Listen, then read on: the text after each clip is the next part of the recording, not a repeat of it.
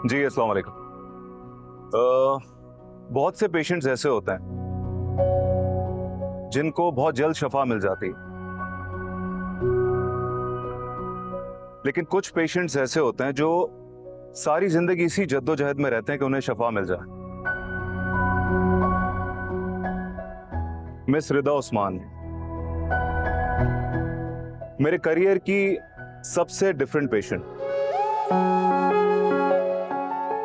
जिन्होंने इस बात को समझा कि उनको ज़हनी परेशानियों से किस तरह बाहर निकलना।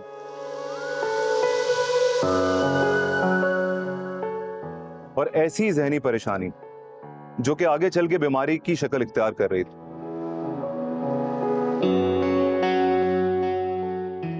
सो आई रिक्वेस्ट मिस रिदा कि आप इधर आएं और सबके साथ अपना एक्सपीरियंस शेयर करें। Please come.